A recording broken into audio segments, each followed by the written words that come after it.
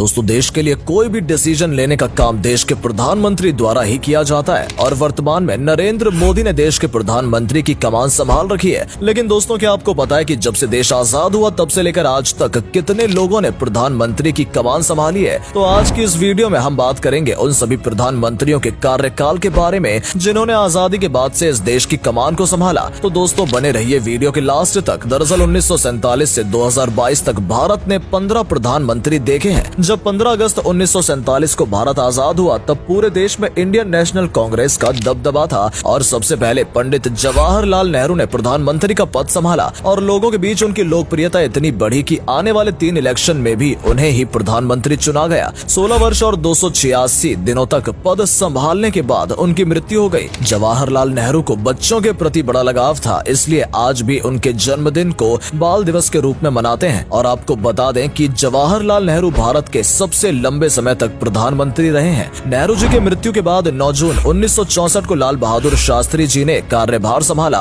और ये भी कांग्रेस पार्टी से ही थे। और उनके ही कार्यकाल में 1965 में इंडो पाक वॉर भी हुई थी जिसमें इंडिया ने पाकिस्तान को बुरी तरीके से हराया था। 11 जनवरी 1966 को लाल बहादुर शास्त्री जी की मौत हो गई और एक बार फिर से प्रधानमंत्री की कुर्सी खाली हो गई थी। लाल बहादुर शास्त्री जी ने 1 साल 216 दिनों तक प्रधानमंत्री का कार्यभार संभाल पाए थे और शास्त्री जी के बाद जवाहरलाल नेहरू की बेटी इंदिरा गांधी प्रधानमंत्री बनी। इंदिरा गांधी हमारे देश की पहली महिला प्रधानमंत्री बनी। इंदिरा गांधी भी लगातार 3 बार के चुनाव में प्रधानमंत्री चुनी गयी। इन्होंने अपने 11 साल और 59 दिनों के कार्यकाल में कई ऐतिहासिक घटनाएं हुई। इनके ही कार्यकाल में 1971 के इंडिया और पाकिस्तान के युद्ध हुए और बांग्लादेश की स्थापना हुई। जनमत संग्रह द्वारा सिक्किम का भारत में अभिगमन और पोखरण में भारत का पहला परमाणु परीक्षण जैसे ऐतिहासिक घटनाएं भी इंदिरा गांधी के इस शासनकाल में हुई। परंतु इन तमाम उपलब्धियों के बावजूद 1975 में देश की हालत कुछ इस तरह बदली कि 1975 से लेकर 1977 तक भारत में इमरजेंसी घोषित कर दी गई, जिसमें देश की जनता को काफी मुश्किलों का सामना करना पड़ा था। इस इमरजेंसी के कारण इंदिरा गांधी के खिलाफ उठे विरोध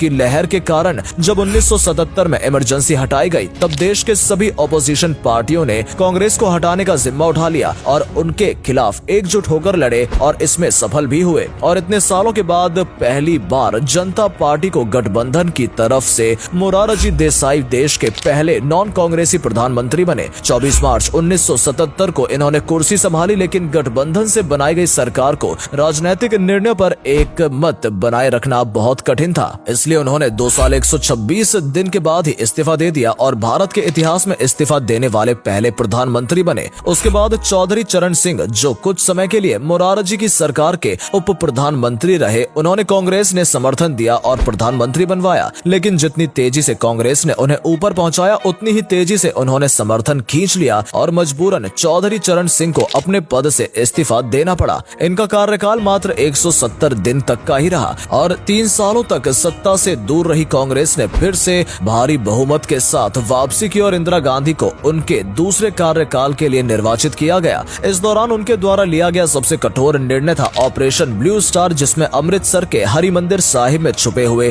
खालिस्तानी आतंकवादियों के खिलाफ किया गया था। और करीब 4.5 सालों तक पीएम बने रहने के बाद 31 अक्टूबर 1984 को इनकी हत्या कर दी गई। इसके बाद इंदिरा गांधी के बेटे राजीव गांधी को प्रधानमंत्री बनाया गया। राजीव गांधी अब तक के भारत के सबसे युवा प्रधानमंत्री हैं। राजीव गांधी के कैबिनेट में फाइनेंस मिनिस्टर वीपी सिंह ने कई ऐसे कदम उठाए थे जिससे कांग्रेस के पूर्व सरकारों के समय किए गए घोटालों से पर्दा उठ सकता था। इसलिए अपनी पार्टी की साख को खतरे में देखते हुए उन्हें कांग्रेस पार्टी से निकाल दिया गया था। उसके बाद इन्होंने जनता दल नामक राजनीतिक पार्टी बनाई और 1989 में इलेक्शन में जनता दल ने भारतीय जनता पार्टी और कुछ और पार्टियों की मदद से नेशनल फ्रंट नामक गठबंधन का गठन किया और सरकार बनाई, जिसमें वीपी सिंह को प्रधानमंत्री बनाया गया। वीपी सिंह के सरकार में आपस में ही बहुत ज्यादा डिफरेंसेस आ रही थी, जिससे सरकार चलने में दिक्कत हो रही थी। और जब अयोध्या में कार सेवा के लिए जा रहे लाल कृष्ण आडवाणी के रथ यात्रा को रोककर उन्हें गिरफ्तार किया गया, तब इससे बीजेपी उनसे नाराज हो गई और अपना समर्थन वापस ले लिया, जिससे वीपी सिंह की सरकार गिर गई। उन्हें अपने पोस्ट से इस्तीफा देना पड़ा और इनके इस्तीफे के बाद उनके पूर्व साथी और होम मिनिस्टर चंद्रशेखर ने 64 एमपी के साथ मिलकर समाजवादी जनता पार्टी बनाई और कांग्रेस के समर्थन के साथ लोकसभा में बहुमत सिद्ध कर सरकार बना ली और चंद्रशेखर प्राइम मिनिस्टर बने। लेकिन 1 साल के बाद कांग्रेस ने अपना सपोर्ट हटा लिया, जिसकी वजह से ये सरकार भी गिर गई। इसके बाद 1991 में इलेक्शन हुए, जिसमें कांग्रेस ने पीवी नरसिंह राव के नेतृत्व में फिर से सरकार बनाई और पीवी नरसिंह राव पहले प्राइम मिनिस्टर थे जो साउथ इंडिया के रहने वाले थे। और सोवियत यूनियन के खत्म होने के बाद इंडिया की इकोनॉमी की हालत बहुत ही खराब हो गई थी और उस समय कुछ ऐतिहासिक बदलाव चाहिए थे, जो प्रधानमंत्री नरसिंह ने अपने फाइनेंस मिनिस्टर मनमोहन सिंह के साथ मिलकर कुछ बड़े डिसीजन लिए, जिस वजह से हमारे देश की इकोनॉमी को बहुत फायदा हुआ। ये पहले प्रधानमंत्री थे जो नेहरू गांधी परिवार से न होने के बावजूद भी अपने कार्यकाल के 5 साल पूरे किए और इसके बाद देश ने अगले 3 सालों में 4 प्रधानमंत्री को देखा।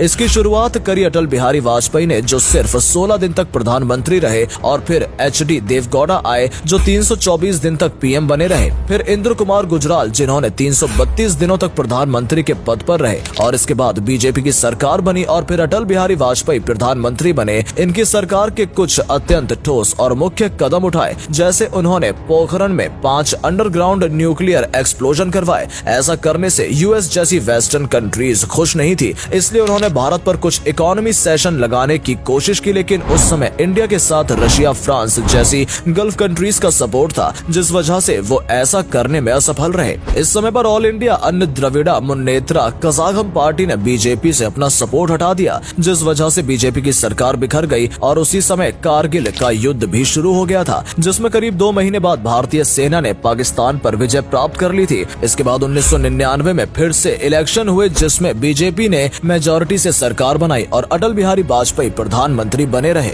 उन्होंने देश की इकोनॉमी के हित में कई निर्णय लिए, जिससे इकोनॉमी कई हद तक ठीक हो गई और देश में पहले के मुकाबले हाईवे और सड़कों का काम बहुत तेजी से होने लगा। प्रधानमंत्री ग्राम सड़क योजना के तहत ही देश भर में सड़कों का निर्माण कराया गया। उसके बाद 2002 में कम्युनल राइट्स, जिसमें लगभग 2000 से भी ज्यादा लोगों की मौत हुई। इसके बावजूद भी वो देश के पहले नॉन कांग्रेसी प्राइम मिनिस्टर थे, जिन्होंने 5 साल का कार्यकाल। 2004 में फिर चुनाव हुए, उसमें कांग्रेस बीएसपी सपा की मदद से मेजोरिटी की सरकार बनाने में काबिल रही और मनमोहन सिंह को प्रधानमंत्री बनाया गया। ये भारत के पहले सिख प्रधानमंत्री बने। इन्होंने वाजपेयी के समय हासिल की गई आर्थिक गति को बरकरार रखा। 2005 में right to information act pass किया गया। मनमोहन सिंह के पहले टर्म में ही 26 नवंबर 2008 को मुंबई पर आतंकवादी हमला हुआ। अगले साल 2009 में फिर से इलेक्शन का समय आया और एक बार फिर कांग्रेस सरकार बनाने में सफल रही, लेकिन दूसरी बार कार्यकाल के दौरान कांग्रेस पार्टी कई घोटाले और भ्रष्टाचार के विवादों के बीच घिरी रही